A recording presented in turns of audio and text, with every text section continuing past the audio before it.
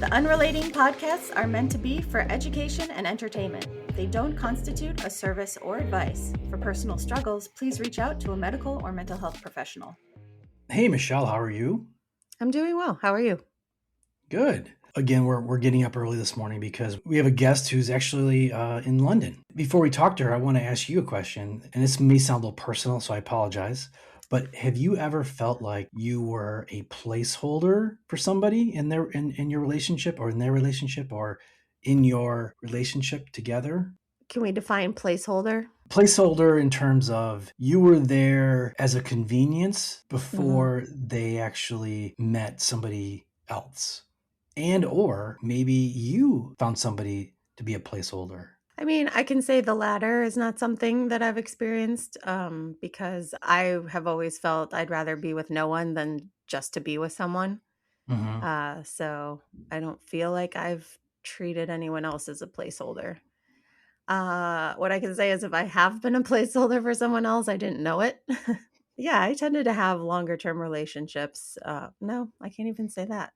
I've had a lot of variety in terms of short or long or Right? what. How about you?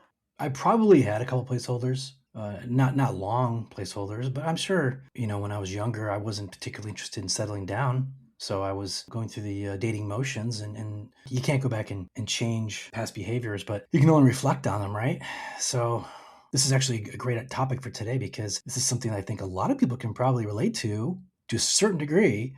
And our guest has actually written a story about this exact topic. So It's relevant to our show. It's about relationships. yeah. And hey, if nothing else, you listen to this and you realize you're a placeholder and you're like, oh, hell no. Ah, shit. Yeah. Right? Or you take responsibility. You realize that you're treating someone that way, Yeah. and you take responsibility for that and make a different choice. Looking forward to this great conversation. I mean, I don't want to make it awkward, but I am just waiting for Sean Hayes to free up podcast wise, and then you will no longer be my placeholder. It's not nice. Burn. No, I'm kidding. I can't imagine doing this with anyone but you, honestly. Hi, I'm Kelly. And I'm Michelle. Welcome to Unrelating with Kel and Michelle. I've been a licensed marriage and family therapist for over 2 decades. And I'm the show producer and co-host. Together, we'll explore how we engage in relationships, Why we do what we do, and what causes people to unrelate. Joining us today on Unrelating is Meehika Barua. She's a freelance writer based out of London who covers lifestyle and culture and has been featured in Time, Vogue USA, and Insider. Welcome to the podcast, Meehika. Thank you for having me. I'm so excited. How is London, by the way? I am currently actually away this week. I'm in Lisbon, but I go back to London 2 weeks later. It's really sunny here. I tried to escape the bad weather going on in London. Okay. We read a little bit about you and your background and found it really interesting, the fact that you originally were going down a different path in terms of career and you decided to pivot. Yeah, I mean, I grew up in a very traditional South Asian family where I think the only options presented to you are either becoming a doctor or engineer or a scientist. And my parents, my mother was very hardcore on that. I guess it was my grandfather's dream to have, like one of his kids become a doctor or something. And when that didn't happen, I think that got just piled on to me as the first grandchild. And so there was a lot of pressure, and I was from a very young age, I would say, groomed for that. But I was always creative as a child. I was really bad at maths and science. However, my English papers were always the best, and the teachers would always read out my essays to everyone, and everyone would be really annoyed because everyone was just bored of me being really good in just English. And yeah, I didn't get the opportunity to do the course that I wanted, whether that was English literature or journalism, because my parents were so hardcore on getting, like, I guess, a tech or a science degree. And I loved sketching as a child, and I thought architecture is the closest I can get to that. And when I went into the course, I realized it was not about sketching. You have to know a plumber's job, you have to know an electrician's job, you have to know everything about a building. And I really hated it. And so I went back to thinking about what I enjoyed as a child, and I was experimenting a lot. And the more I experimented with writing and journalism, it just, I guess, skyrocketed. I was just in that experimental phase for a year or two. And by the time I graduated, I had like a great portfolio of writing that helped me get a fellowship in London and then get me a lot of writing gigs. What's your family's perspective now, seeing the success you're having with your passion? I guess now, obviously, they like to take credit for it. However, Of course they do.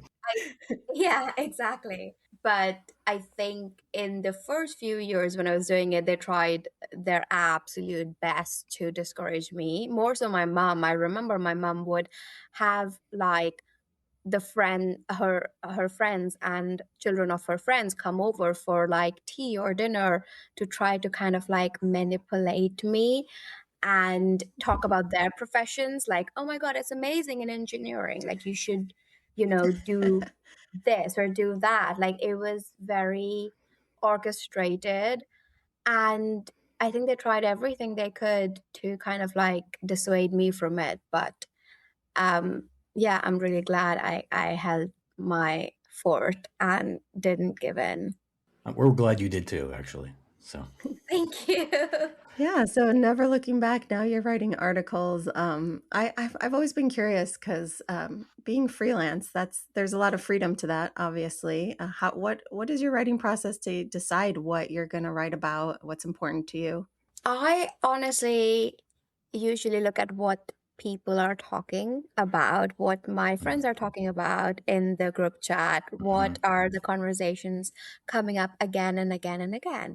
Like, for example, the piece that came out today for Time Magazine, it's on limerence. And we've been talking about this in our friends group, where some people take a very long time to get over a breakup or even a friendship ending, whereas some people do it very quickly.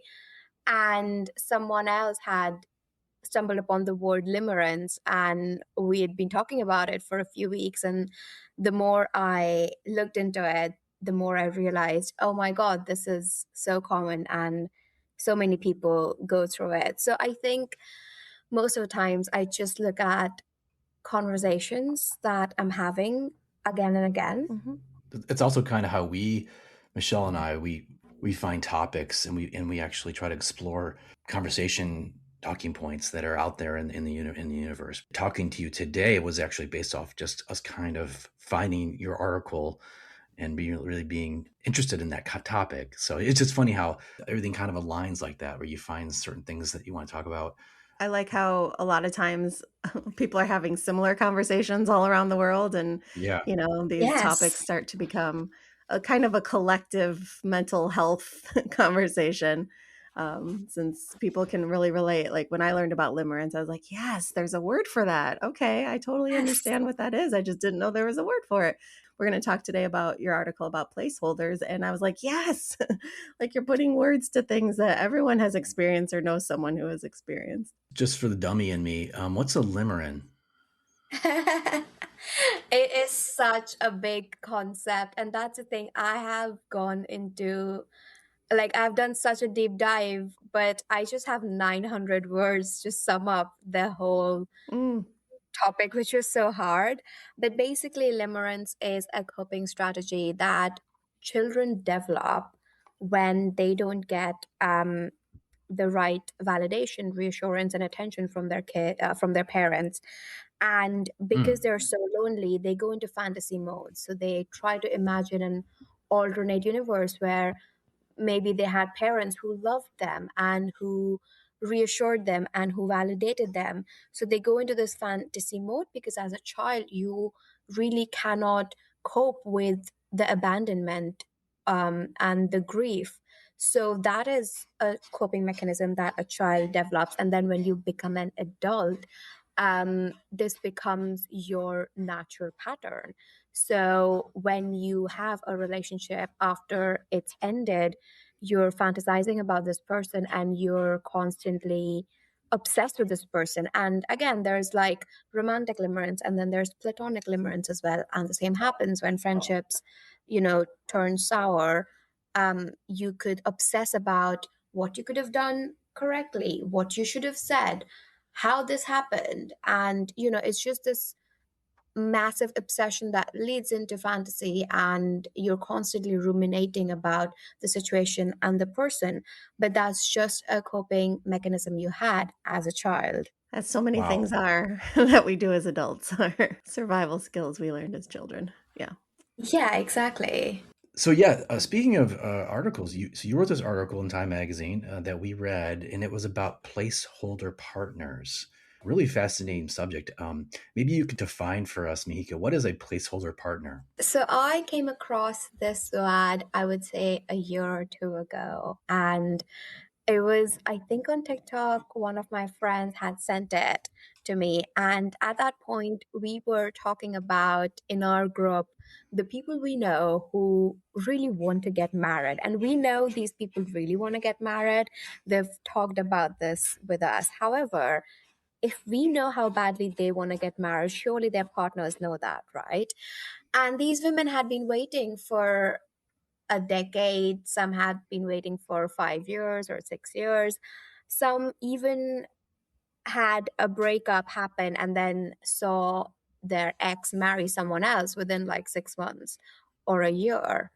And so it was quite fascinating just looking at all of these women waiting, knowing they really want to get married. And then at the same time, we came across the term placeholders, which basically is when you're dating someone, you're just keeping them around because they're not your ideal partner and you're not going to marry them. However, your ideal partner has not shown up yet. So it may take 5 years, it may take 10 years, however long it is. You're just keeping them around and there is no intention of marrying that person. We were talking about someone else we knew who even had a child with her partner and had been waiting for a decade. And it was only after a decade when they had a child, she realized this is not going to happen. And she had an actual conversation with her partner, and he admitted to it. He said that his ideal woman is very different from who she is. But yeah, I think it was just interesting how so many women delay having these conversations until a decade, apparently. I mean, you really touched on a really important, I think, relationship component that I think is not really talked about. Obviously, people date before they get married. They date around. I mean, I did that, but it's different. This is different, though. This is actually being with somebody, choosing to be with somebody, but knowing in the back of your mind, this is not my forever person, and still doing it anyway. And we've all been there. I have done Okay. it. We've all done Yeah. it. Yeah. It's not something that I think happens consciously or out of malice, but I do think if you are, as a person looking for marriage, looking for commitment, it is up to you to have these conversations and bring that up because you would get the answers. Like, if, again, it wasn't consciously I was doing it, but if a person I had as a placeholder came to me and said, "Hey, I actually want to get married. I want kids. I want a family. Do you see that with me?" Hmm. I think that would force me to tell him the truth and say, "No, actually, I don't see that with Yeah. you." But if that conversation doesn't happen, and in my head they are a placeholder partner, there's no need for me to bring up that conversation because I'm assuming, they probably want the same thing. Yeah, and you bring up two important points, which is one, whose responsibility is it to clarify and to, get on the same page? And I would say both, but mostly if the person has a certain expectation, then that's kind of on them to communicate. And then the assumption piece, because I think a lot of people make assumptions about next steps. And so this happens more so, I would say, with women if you are dating and then you become monogamous and then at that point you're boyfriend girlfriend, there's often an assumption that the next steps are either get married or move in together or start a family without having that conversation. So that assumption just a lot of times makes someone stay in a relationship longer, just assuming that those next steps are going to happen at some point. How does age or gender play a role in this, do you think? I think age was a factor that we were talking about earlier when I was writing this piece, because some people got into a relationship very young, like in their early 20s or like in university. And I think in that case, it's probably understandable that you wouldn't want to get married.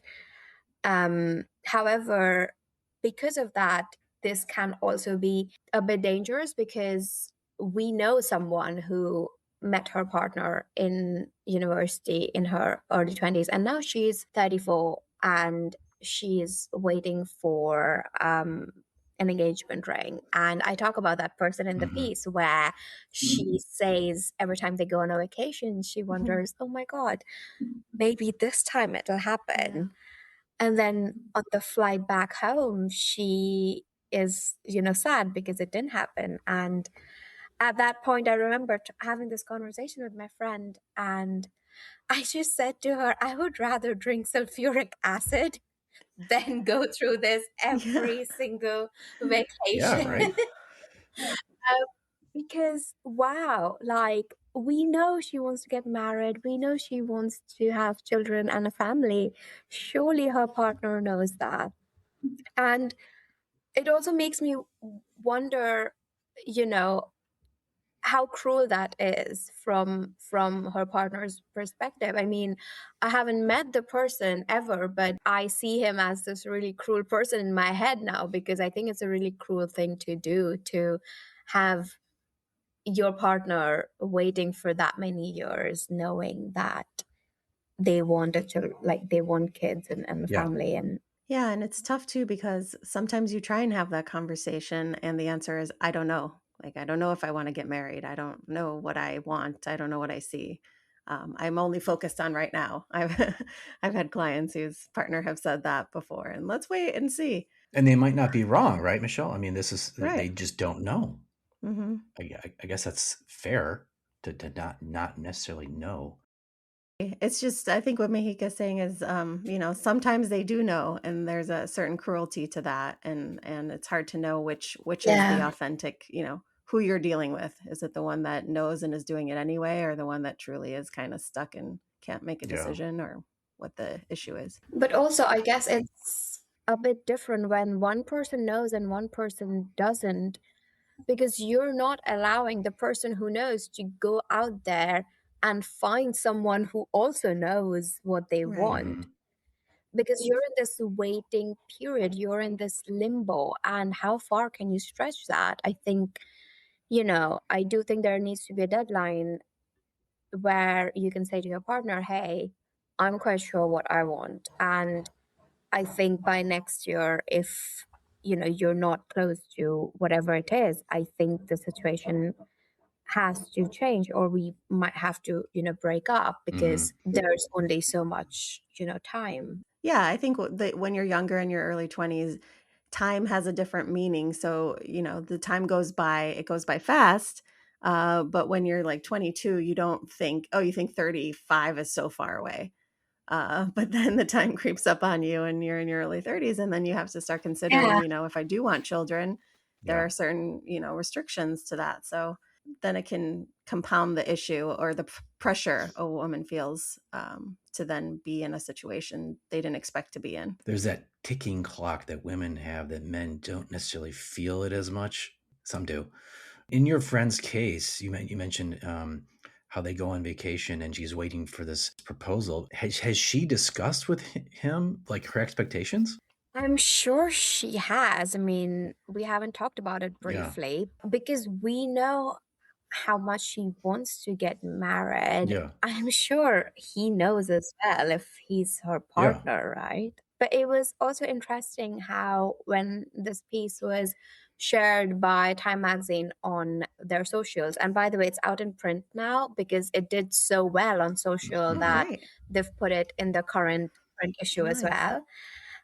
But I was looking at the comments section, and a lot of people had also pointed out the taxi cab theory when it comes to men. The taxi cab theory is that, men settle down, with the first woman that comes along when they have decided to settle down. So you could be with someone for 5 years, but if that person hasn't decided that, oh, I want to be a dad now, I want family, I want children, you can spend 5 years, 10 years. If the guy is not, like ready for it, he's not.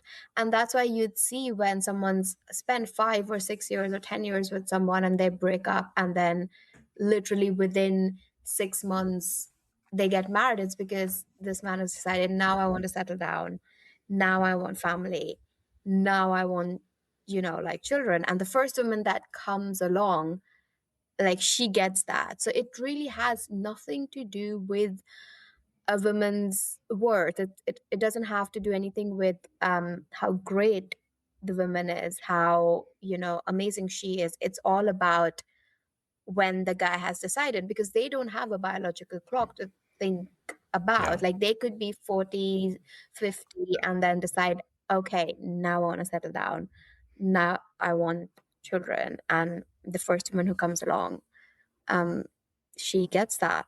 That's true. Although I would argue the counterpoint is, as a man, Yeah. there is a ticking clock going on. I think culturally for men too, because you feel like, well, I know for myself, I like that you have certain milestones you have want to hit in your life. It's like, oh, you get married by 30. Oh, have kids by 35 or 40.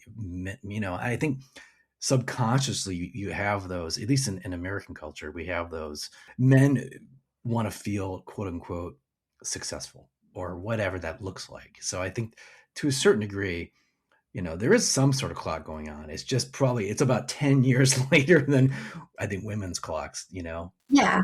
Yeah, no, I think too, with society, with having just so many options for so many things all the time, just an onslaught of options in the world for so many people, that does leak into relationship perspective. So Mm. some one of the factors too is the idea of someone waiting around, being with someone like a for now person, but thinking, oh, something better might come along. I don't know what it is yet, but it could come along. So I need to leave the door open just a little bit in case something better comes along. And that's where the cruelty part comes in. It's not fair, quite frankly, to your partner. Yeah, it's not fair, although probably the people who are doing that don't consider themselves cruel. It just struck me when you said the mentality of someone better coming along. I remember reading a piece a year or two ago, and I think it was on New York Times or Washington Post, where they said, dating in cities like New York or London is incredibly hard because everyone has the bigger, better mentality. Hmm. Mm-hmm. Yeah. Yeah. You could be dating somebody, but you're thinking you have in your mind, and this may go back to your childhood where you have this perfect person in your mind because you've always envisioned a certain person as your spouse and a certain life, and then it's just really sometimes it's hard to find that exact thing you're looking for, and you can date around forever and you may not find it, and maybe that's being unrealistic too. Yeah. I don't believe in settling, but at the same time, I think there's at some point you just gotta. What is that word when you're not settling, but you're saying, okay, this is my person. I can think of so many movies like these people do find each other after a lot of back and forth. Yeah. And there's different ways of looking at it. There's like, well, they're an imperfect person, but they're perfect for me. I've heard Yeah, people say that before. yeah. Or the good enough partner, which comes from, there's a psychologist called Alfred Winnicott who coined the term good enough mother.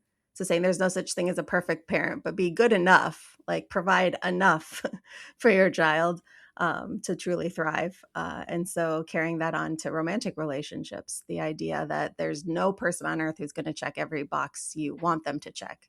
And so that's when you have to prioritize what are your values, what is important to you in a partnership, what is their capacity to be a healthy and good partner to you.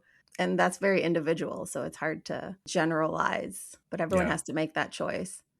I remember I watched this video where a woman said that if someone comes to you tomorrow and says, I have this person who checks all of your boxes, like every single one, would you leave your partner? Because if your answer is yes, then the person you are with is definitely not your partner, like not your person, because she was like, it's only now that I'm in this relationship with this person. If someone else said that to me, she was like, I would still choose to stay with my partner. I would not leave my partner at all. It also makes me think, like, be careful what you wish for. When you mentioned that man who's like, I want a career-driven woman, and I could absolutely see that man then resenting his career-driven woman for not giving him enough attention or not prioritizing him. So you think there's certain things you want. Yeah. It also makes me think too about like looks and how you may envision being with somebody who looks a certain way or is a certain height or whatever, but looks fade. And what doesn't fade, someone's character and someone's personality and someone's soul. And that's something you know, ultimately you need to be attracted to that part of them because, you know, you need to fast forward 30, 40 years. You know, people are going to gain weight. They're going to change physically, but you got to have that connection, right? Yeah. So then what do you do when like, if you're listening right now and you think, oh gosh, I think I'm a placeholder partner, right? Right. What do you think, Mika? I mean, you have to have the tough conversations at some point, and I think the longer you delay, it just keeps getting worse and worse. So I think a lot of people are really scared that if they have the tough conversations, it might actually reveal the fact that they're not compatible. Mm-hmm. Compatibility is actually so, your lifestyle has to be compatible. And I'm not saying you have to be exactly similar, but if you're someone who wants to wake up at 7 a.m. for a hike in the morning, have to be okay that I'm not that person and I'm going to sleep in and I'm never waking up at 7 a.m. for a hike during a vacation. Like, never in a lifetime is that happening for me. You have to be okay with it. And for some people, that's like a deal breaker because they are like, oh my God, I love doing hikes and I want my partner to wake up with me and like to do hikes together. Well, I'm not the person for you then Mm-hmm. because I'm just gonna grumpy and it won't be a good hike, is all I know. No, it's a great point. Compatibility is what's going to make your relationship have longevity. But also, it's so amazing. Even Yeah. today, as a couples therapist, it amazes me how reluctant people are to have conversations about the deal breakers. This is why I love premarital counseling or counseling if you are, trying to take next steps in your relationship, because if so many people don't talk about them because they're scared of the answers. And Yeah. deep down, you may know the answer, and that's why you don't want to talk about it. Yeah. So you keep staying in something you know isn't really going to go anywhere. But I would say that's also, the sunken cost fallacy, which is I've invested this much time. Yeah. That Exactly. came up. Yeah. Came up a lot in the comment section. Every other comment was about Yeah. sunken cost fallacy. Can you define that for us, Michelle? Yeah. When you've just invested either a lot of time, energy, money, emotion into something, it's harder to walk away because you're like, well, I've gone this long. So I might as well see it through, or I can't leave now. I might be Yeah. on the brink of this, turning out the way I want. So you Yeah. just keep going.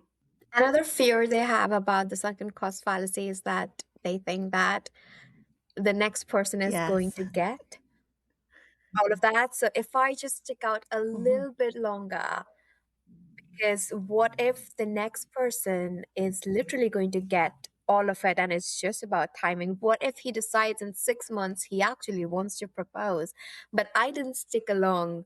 So there's that fear that the next person is going to Mhm. get what you wanted and you've invested all Yeah, of and this they reap the time. rewards. Yeah. Yes. You talked a little bit about compatibility, Meehika. In your article, you talk about setting boundaries when you date. Conversations. But what are some boundaries and how could they possibly help? I'm very comfortable telling people what I want Mm-hmm. and just what my expectations are, what my boundaries are. And that means that, things that I would have found out 3 years later, I usually find them out in 3 weeks or 3 months max. Yeah. That's because you have to literally go out there and have these conversations, even though they're really uncomfortable and you don't know this person really well. But I just think, it's not even you asking, hey, what do you want from this, or what are you looking for? It's literally simply going on a date and being, this is what I want, these are things I'm looking for, does that work for you? If it works for you, well, great. If it doesn't, then we know that on the third date, and that might seem very extreme, and it might feel like, oh my God, I've just met this person, and like, calm down, chill out. But I just have so much respect for my time and my energy that, yeah, I don't want it to be wasted. I'm also doing a service, like I am taking in account their time and their energy as well. So I am kind of like, in a way, mindful of both of our investment from one.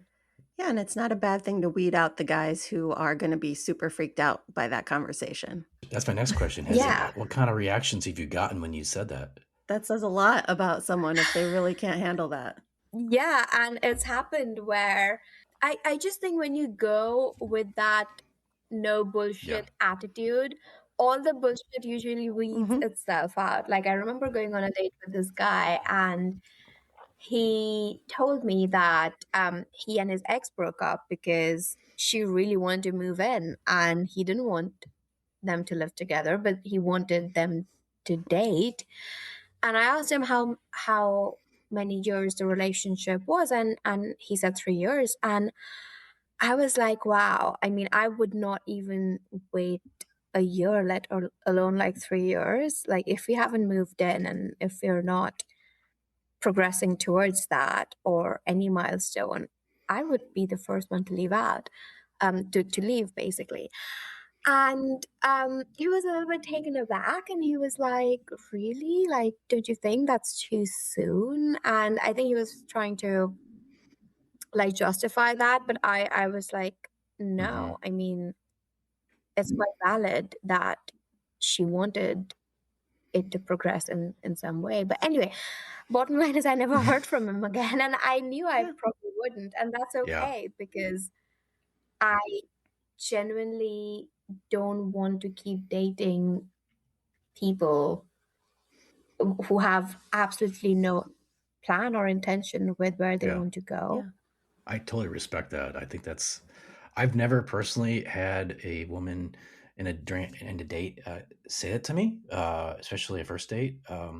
But I'm trying to envision what that would be like to hear that. And it's kind of cool to hear that, because it's validating me as a man and as a partner that you're actually even considering me. You're even putting it out there in the world. In some ways, it's kind of flattering, I guess. I guess that's the glass half full approach, Right. Michelle. I'm not surprised. Wow. She actually thinks she's telling me I've got a chance, So you're saying there's a chance. So I guess that's the good way of looking at it. And the opposite, obviously, is in this guy's case, he ran for the hills, but he just wasn't ready, evidently. Yeah, and we need to normalize these conversations. Yeah, it's so that the more people have these direct conversations about what they want, the less radical it'll feel for everyone to be a part of those conversations. Yeah. But you have to stand your ground, and okay, but are you willing to give me what I want? Because if not, there's no point going on a second or a third date.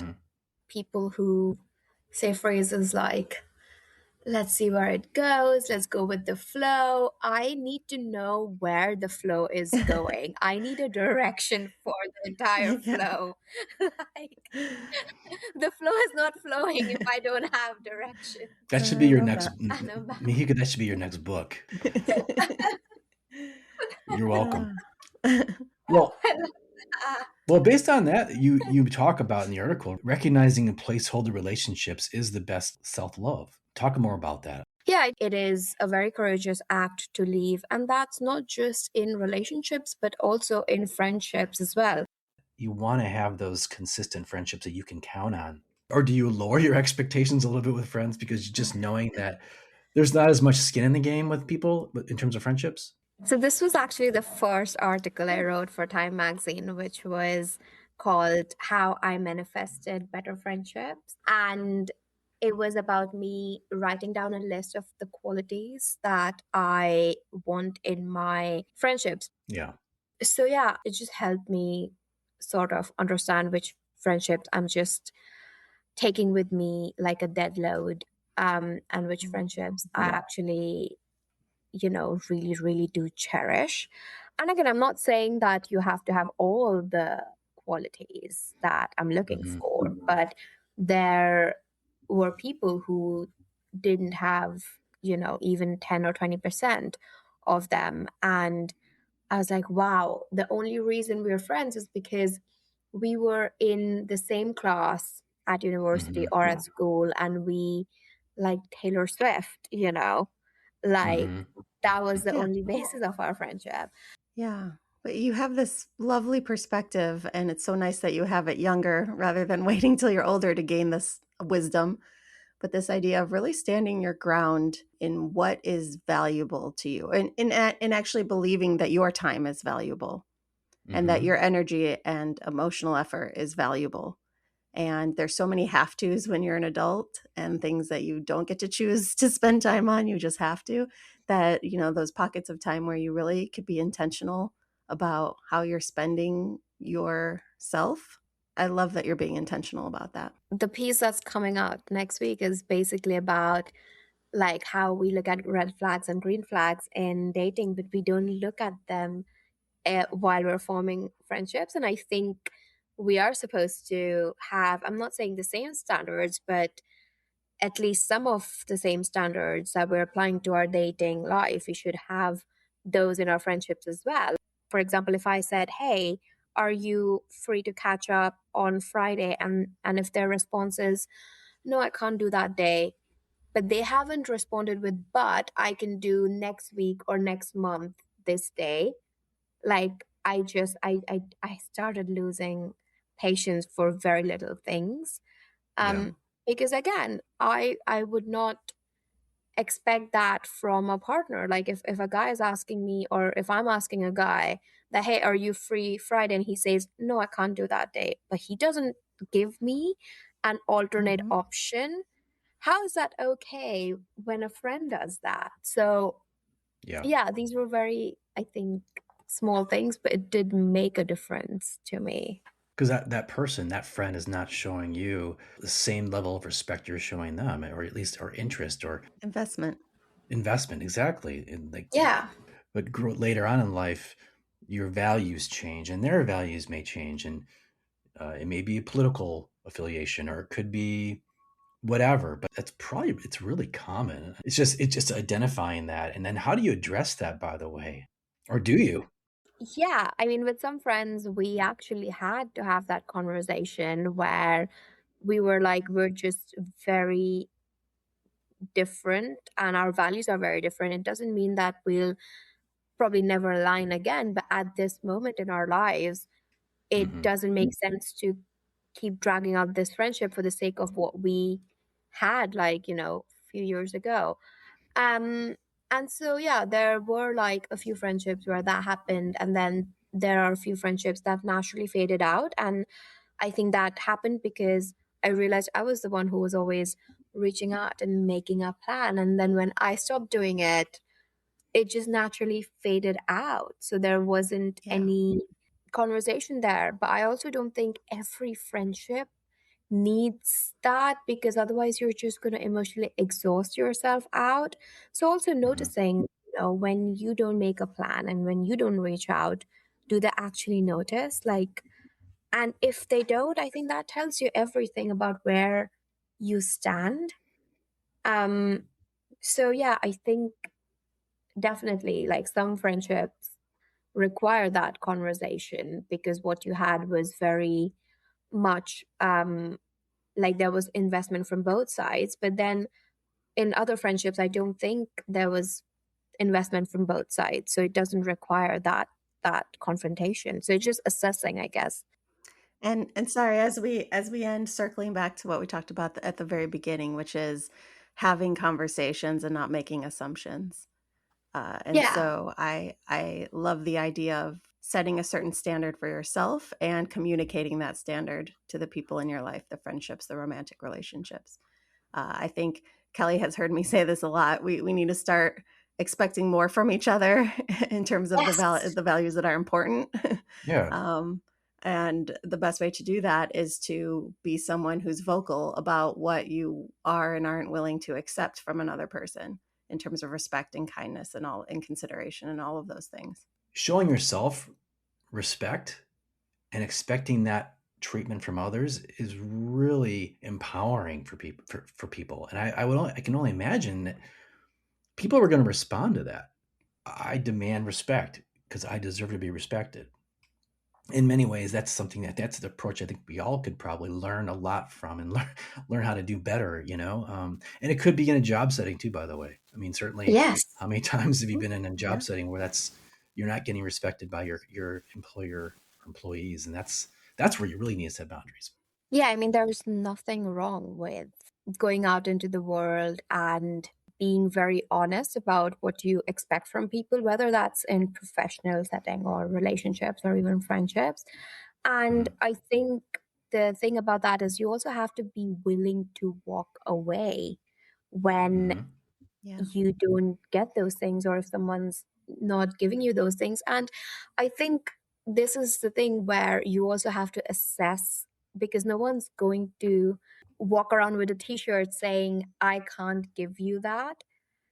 So most Right. people, I think, do that with their actions, and you also have to be able to understand from their actions, because you could go out there and say these things and the person could be like, yeah, sure, of course, like I am totally down for everything you're saying, but then you can see from their actions that's actually not aligning, and you have to be willing to walk away and Mhm. say, okay, well, it doesn't look like they were actually down with it. So, yeah, I think there's a lot of like awareness around that as well. I do feel we're at a turning point in terms of whether or not the world's going to accept strong, empowered women or not.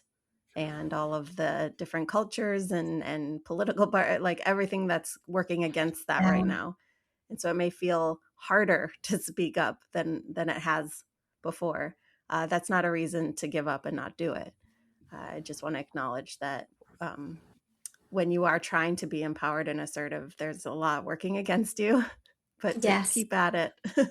And I think also as women, we are raised in a different way. And I was having this conversation with my friends where I think men are raised in a completely different way, because they're raised in this environment where they're always thinking about how can I get the most by putting in very little input. And that's, just, how can I get that job? How can I get into that football team? How can I get this? And I think that's how they show up in relationships as well, which is why it leads to placeholder dynamics where they're always thinking about how can I get the maximum by putting in very little.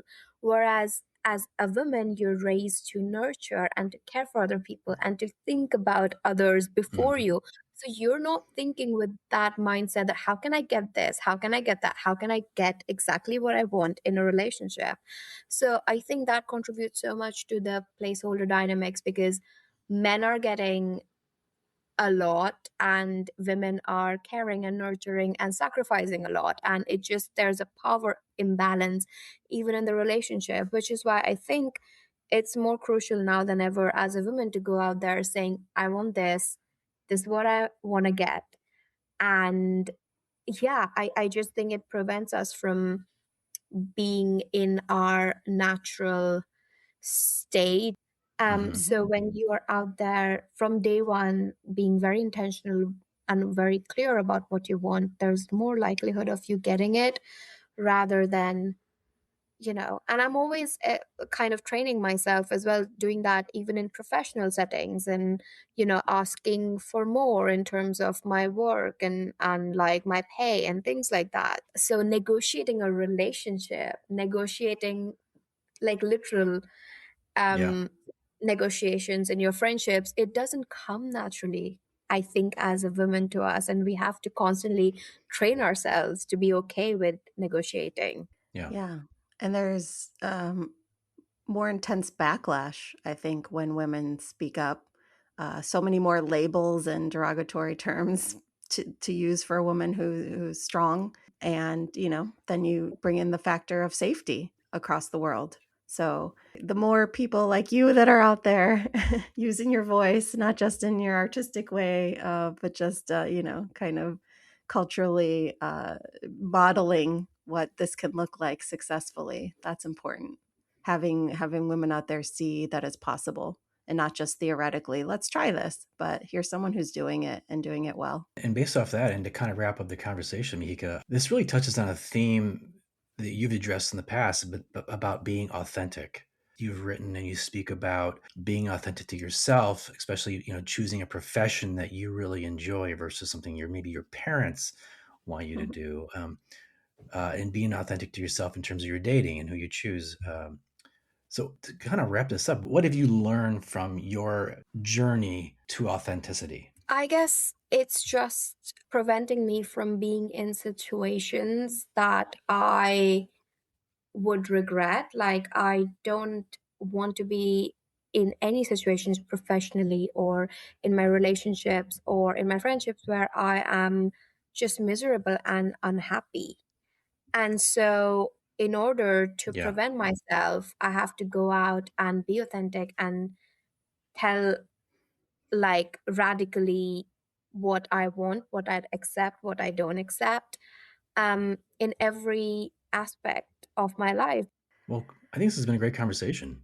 Thank you so much for coming on the podcast, Meehika. This is a really important topic. It really makes you think, right?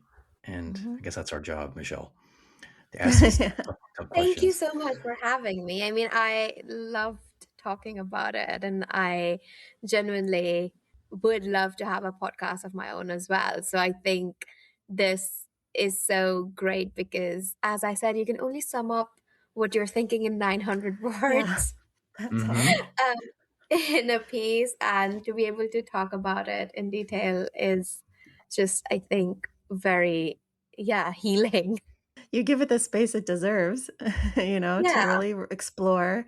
And I think the more you talk about it, the more opportunity or chance there is that someone listening is going to resonate with it or maybe reflect and suddenly come to some understanding about themselves or a relationship they're in, and then maybe then they can take steps. I highly recommend you do a podcast, by the way. Yeah, and Kel and I were like, I don't know that the world needs another podcast when we were starting out, but it's not about that. It's about what, Hmm. what fascinates us to talk about. And I know that Hmm. there's been people who have heard things we've said and have really been impacted by it. And that is very meaningful work to me. Meehika Barua is a freelance writer based out of London who covers lifestyle and culture and has been featured in Time, Vogue US, and The Insider. Where can people find you on social media? It's at the rate Meehika Barua. Thank you so much for having me. This was so much fun.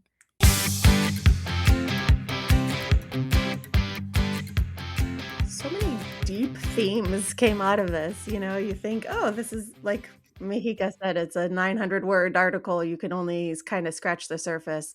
But when you do dive deeper into what we were talking about, really important concepts in relationships emerged. Yeah, like she touched on, what a placeholder partner is. We kind of talked more about also just, self-love and like expectations in relationships. Yeah. And not just understanding your worth and what you deserve, but acting as if you understand your worth. Yeah. Obviously, there's a lot of people who enter relationships with unrealistic expectations or unreasonable expectations. But I think if you can simplify what we were talking about today with Mexica, it's more about having just a baseline expectation Hmm. of, this is what I'm going to want and need from the trajectory of this relationship, and then not being afraid to communicate. Because I think a lot of people are scared, especially when they're first meeting someone, to come out of the gate that bold. Yeah. And so they avoid doing it. And then you end up years down the road still not having had the conversation of what it is you were hoping for, what you need. Yeah, I joked about it during the podcast, but I was trying to envision a world where I went on a first date Hmm. and somebody said this, like, these are my expectations. And Hmm. I've never had that happen before, but I'm trying to imagine what that would be like. And that would probably wake me up. Yeah, I was gonna say you're someone who is willing to self-reflect, but perhaps that wouldn't work for certain people. But that's okay because then they miss out on that relationship because they weren't ready for it, and that's fine. I mean, it's a conversation you can have with somebody if it's age appropriate. I don't think you can have that conversation with somebody in their early 20s, do you? It depends. I think a lot of people who are in their early 20s are not or have a perspective of I'm not ready to settle down. And Hmm. so, the idea, especially sometimes for men being forced into something they bristle at or they have like immediate resistance to Hmm. the even the flavor of being forced to do something. I'm sure there's a lot of people out there that would consider it a turnoff to have someone be that explicit about their intentions, but in time, they'll sort themselves out. Yeah. I mean, look, I firmly believe you should date around and find that your perfect person. It may appear like you're a placeholder partner to someone if you're non-committal, after 6 months or a year. I don't know. That's a really it's a gray area, I think. It is. I take a little issue with the idea of having a perfect person. Yeah, Um, yeah, you're right. I don't believe in one soulmate per person. Mm-hmm. I Hmm. think you or I or even our spouses would be able to have successful, loving relationships with other people had we not I been with our partner. I completely Um, agree. Yeah, Okay. yeah. Yeah. So, I do believe in soulmates and the concept of like sometimes there's just like partners or friends in your life who like you just connect with on a deeper level than you can explain. Hmm. And you're just meant to be in each other's lives. But that's different. Meehika touched on the concept of compatibility, which I think Yes. which is so important because you think like if I'm not compatible with somebody, then that's just it's not happening. You need to have that. Yeah. Um, I think where people get tripped up is it's very difficult if you don't have lifestyle compatibility unless you're both okay with the ways that you're incompatible.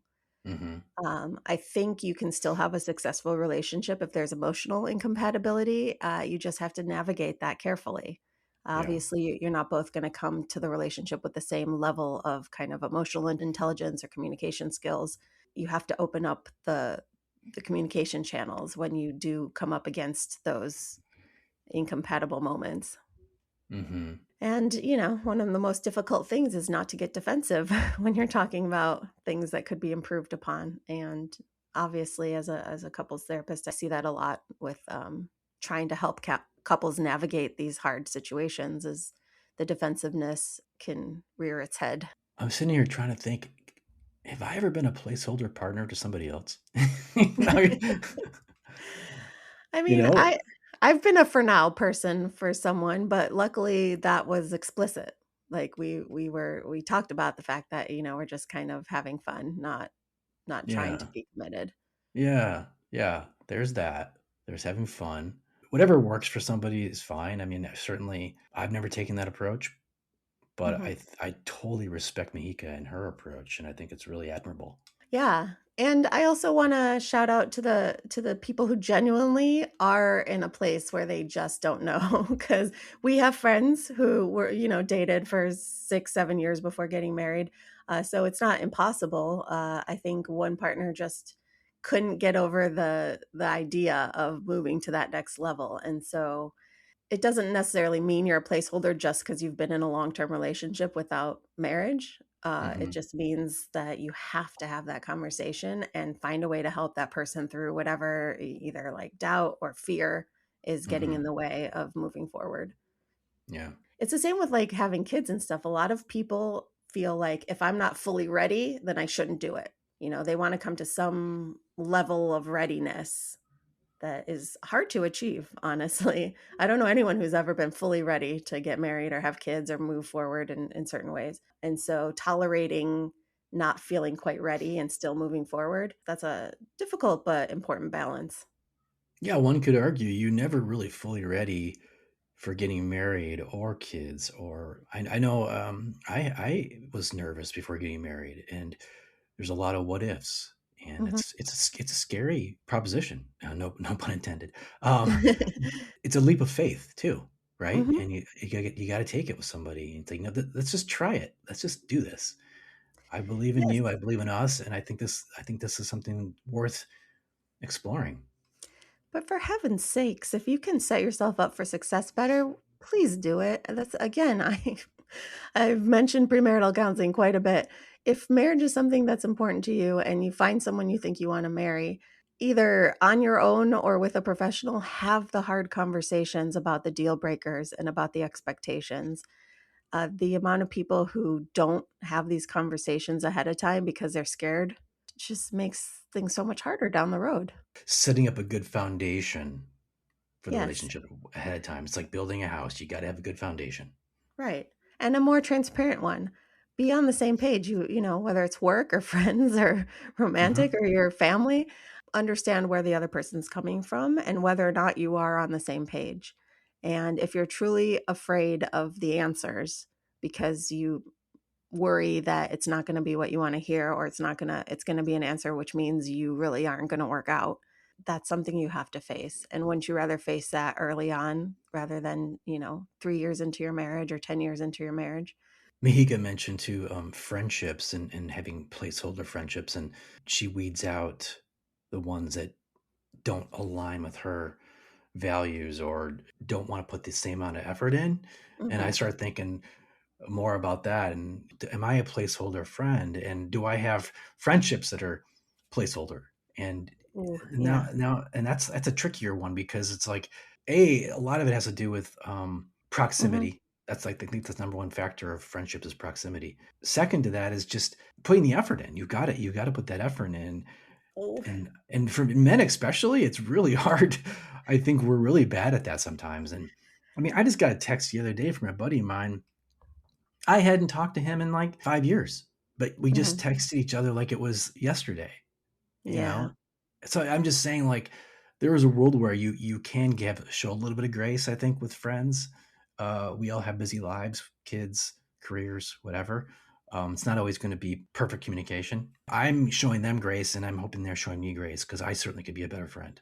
Oh, that's why I mean I love people who demand better from their friends, but I'm on the other side. I'm the asshole, and I require an unreasonable amount of grace from my friends. I can't seem to match my effort with my intention when it comes to my friendships, and I don't want to say I'm deeply ashamed of that because that feels a little too harsh, but I carry a lot of guilt about that because if I wouldn't have any friends if they were judging me by my effort. And I can make a million excuses about, a time flying by and what have you. But the truth is, I genuinely struggle with making the amount of effort intend to in my head. Like I talk to my friends in my head all the time, but does it take me a week to answer a text? Sometimes, yes. And I hate that about myself. But my friends are incredibly gracious about that. So uh, I don't know, to plea for those of us who struggle like I do, maybe not to cut off a friend who who really does love you, but isn't showing the effort you deserve. I don't mind having the expectation raised that I should be better at that. Have you ever thought about talking to a therapist, Michelle, about this? No, because I know what I need to do, which is I something I know a hear good all the one. time from people who are like, I don't need to go to therapy because I already know the answer. I know what they're going to tell me. I'm like, not necessarily. Um, I need to manage my disappointment in myself and do better and all of that stuff and have grace for myself. Yeah, but still, I just deeply appreciate my friends' patience with me for sure. Well, I appreciate when you reply to my text because I know it's not easy for you. So I always say, "Oh, that's cool. She replied." Yeah, you have a success response rate that's off the charts if you consider my baseline. Yeah. I love this topic and this conversation because I think it's something that it looks at from a macro point of view, and then it also kind of goes micro. It's like, okay, here's the issue. Now here is these little nuances that you can think about. Yeah, and that she has the poise and wisdom to be talking about it at her age already. It means it's more likely for people her age to respond to it and hear it, which I'm happy about. Yeah. We're obviously very fascinated by what we talked about. If you are too, and you want to come on the show and explore some of these topics, or you have a different thing you want to talk about, the unrelatingpodcast@gmail.com or our socials. We'd love to hear from you. If you're struggling with family, friends, or just life in general, In a bad relationship and wondering what to do, or you want a relationship and to set yourself up for success, then we want to talk to you. So make your appointment on Unrelating. to be a guest, ask a question, or recommend a topic, drop us an email at theunrelatingpodcast@gmail.com. And be sure to follow us on Instagram and YouTube.